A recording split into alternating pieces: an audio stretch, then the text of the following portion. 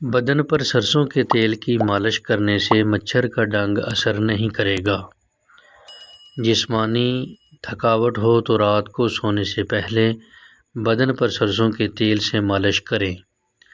آنکھوں میں چمک چاہتے ہو تو روزانہ رات کو سوتے وقت کالی کشمش کھایا کرو۔ اگر کالی کشمش نہ کھا سکو تو آنکھوں میں شہد ڈال لیا کرو۔ صبح کا ناشتہ کرنے کے بعد الائچی چبا لیا کرو۔ بوڑھے بندوں کی طرح سانس نہیں پھولے گی۔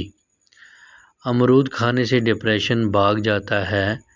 کھانا ہمیشہ آہستہ آہستہ کھانے سے آپ کا پیٹ کبھی خراب نہیں ہوتا۔ کھٹے دہی کے اندر تازہ دودھ شامل کرنے سے دہی میٹھا ہو جاتا ہے۔ اگر آپ کے بال بہت زیادہ جھڑتے ہوں تو ابلے چاولوں والے پانی سے سر دھو لیا کریں، بال جھڑنا بند ہو جائیں گے۔ کمزور بالوں میں طاقت آئے گی اور بالوں کا چمکیلا پن واپس آ جائے گا۔ ٹماٹر کا رس چہرے پر لگاؤ، آپ کا چہرہ تر و تازہ رہے گا۔ اگر چہرے پر چھائیوں کے نشانات ہیں تو ٹماٹر کے رس سے ختم ہو جائیں گے۔ اگر آپ وہم کی بیماری میں مبتلا ہیں اور اس کو دور کرنا چاہتے ہیں تو ہری سبزیاں کھایا کریں۔ روزانہ کریلے کا جوس 1 چمچ پی لینے سے شوگر جڑ سے ختم ہو جاتی ہے۔ معدہ تیزابیت کا شکار ہو تو کریلے کا جوس فائدہ دیتا ہے۔ پاؤں کا درد نہ جا رہا ہو تو پاؤں کے انگوٹھے پر سرسوں کے تیل سے مالش کیا کرو، درد جیسا بھی ہوگا ختم ہو جائے گا۔ جو لوگ روزانہ 10 منٹ پیدل چل لیتے ہیں ان کو کوئی بیماری نہیں گھیر سکتی۔ کھانا کھا کر 20 منٹ پیدل چلنے سے کھانا فوری طور پر ہضم ہو جاتا ہے۔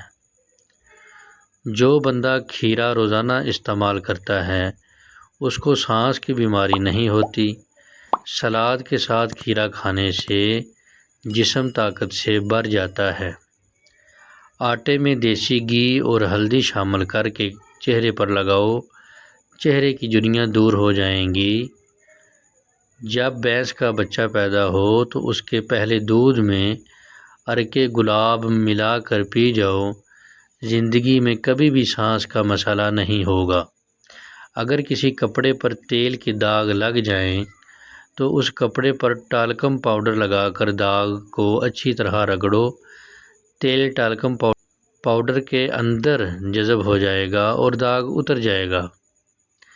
روزانہ جلدی اٹھنے سے بدن چست اور صحت مند ہو جاتا ہے۔ جلدی سونا اور جلدی اٹھنا دماغ کو فریش رکھتا ہے۔ بدن میں سستی اور تھکاوٹ ہو جائے تو سرسوں کے تیل سے مالش کرنی چاہیے۔ اگر آپ چاہتے ہیں کہ آپ کا دماغ ہر وقت تیز رہے تو پیٹ بھر کر کھانا مت کھائیں۔ اگر آپ چاہتے ہو کہ آپ موٹاپے سے بچے رہیں اور بیماریاں آپ کو نہ گھیریں تو کھانا کم کھائیں۔